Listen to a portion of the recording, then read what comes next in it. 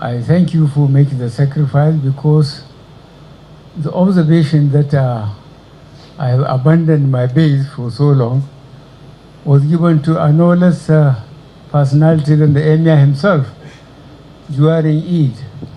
And he was holding, you know, the microphone, and he said the last time I was here in my home was last year this time. I think he deliberately reported me to my constituency. Well, it's good I have come, because I know in 10 to 11 months' time I will come here. It's so far away from everywhere that people should leave me alone.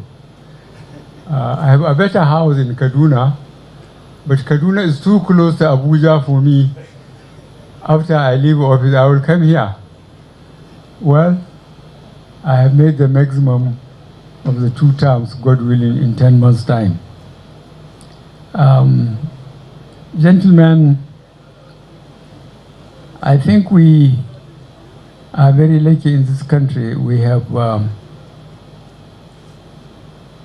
come to realize that the issue of being comfortable depends on your personal appreciation of what you are doing. If you are greedy, you don't look at what you benefited before. You always look up.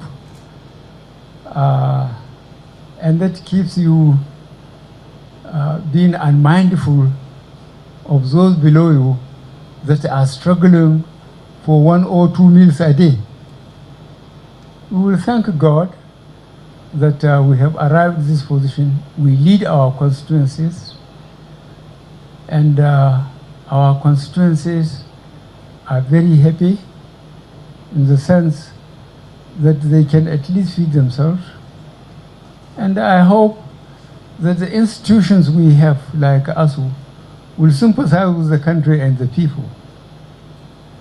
There's nothing wrong with showing the government and leadership that you don't like what they are doing, but enough is enough. Don't hurt the next generation, for goodness sake. So those of you who have friends that are teachers and influential or even not influential, please persuade them to go back to classes so that our children can resume their educational pursuit. People, whether they like it or not, they are realizing that the old culture developed during colonial days, that you get educated to get a government job. That's no longer. Now you get educated for the sake of education. Because where are the jobs? The jobs are virtually finished. And technology is making things easy. We conducted an exercise in the government. We found out that grade level 12 downwards, we said they should work from home. And we found out we are even more efficient. Well, we couldn't send them away. All we did was ask them, continue your leave while we work, through technology, and we are much more efficient. So technology is even bringing a shortcut to efficiency. And we should use it and try to tell people that please encourage your children ever to get educated for the sake of education, not for government job, because technology is cutting down the number of government jobs. The resources saved will be used for education and healthcare mainly. This was going to help people. I am pleased that a number of you were here last year with me, and we are here today. Next year, this time, I wonder how many of us I will entertain. But I'm looking forward to it. Please pass my thanks to you for looking after your constituencies and pass it to your families and ask them that I have asked them and asked for their pardon. This I personally passed to my Minister of Foreign Affairs especially. I said I don't like to meet his wife because I keep him away from her for so long and for so many times. So please, he should pass my greetings to her and my apology. And this is for so many of you that are working so hard. I thank you very much for you making the time to come at this time to have this lunch with us. And I assure you that I appreciate it, and it makes me feel comfortable and proud that those I work with still are with me. And please keep on working for our people, for our country. We are a lucky people. I ask people to reflect. Let them check in the Central Bank of Nigeria and the NNPC. The average production 1999 to 2014 was 2.1 million barrels a day at the average of $100 American per barrel.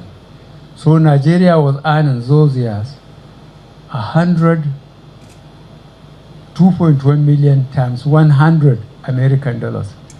But to look at the state of the infrastructure when we came, the price collapsed to 37, 38.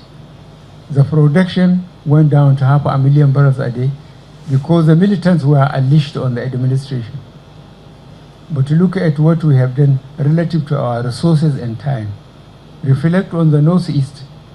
Ask anybody from Northeast, he will tell you what used to be the Northeast before. And the South, we are enjoying peaceful time. The big problem now is Northwest. And Northwest is amazing. I still can't understand. They are the same people, the same culture, stealing each other's cattle, killing each other.